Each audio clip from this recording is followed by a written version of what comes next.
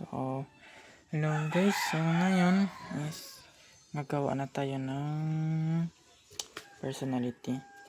So, syempre kailangan nyo ng software ng personality builder sa 1024 in user manual.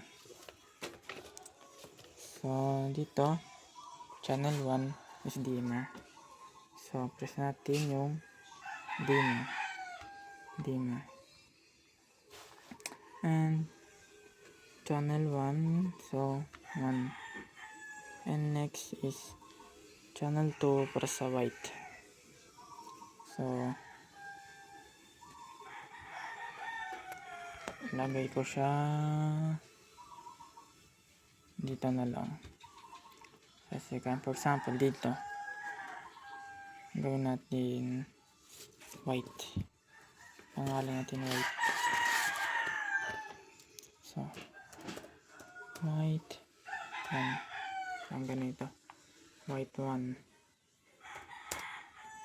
white 1,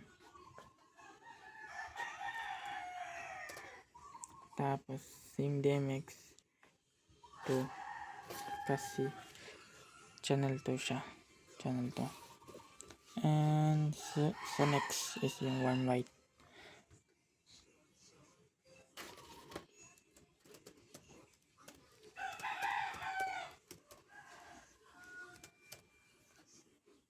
Then 3.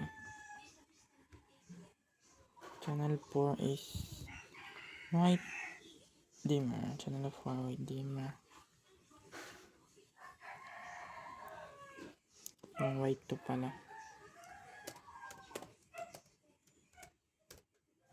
Tapos DMX 4. Yan.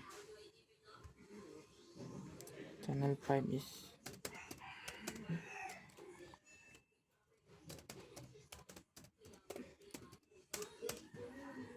channel 5.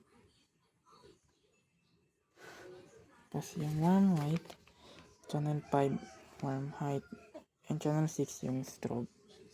So yung strobe dito yan sa shutter,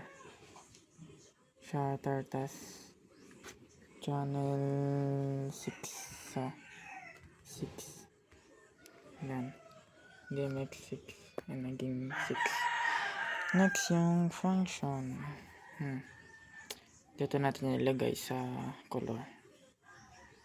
So channel 7,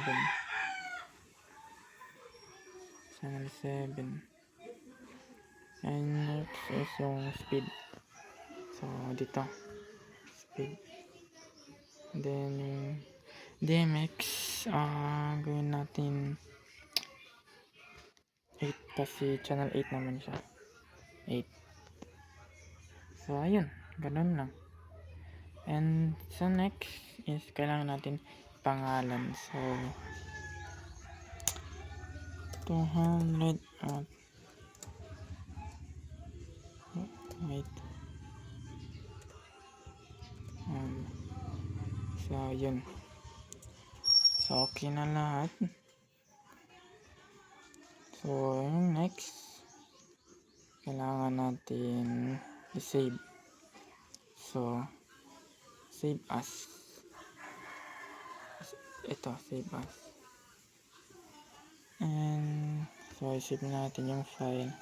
Dapat check nyo na nasa R20 siya, R20.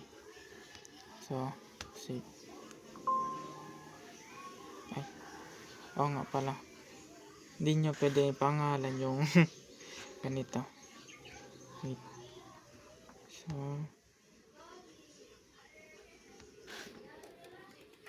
gawin na lang natin front. So save as, desktop, save. Ayun. Tapos makikita na natin yung ginawa, 200 watt front, R20. So ayun lang paggawa ng personality sa 1024.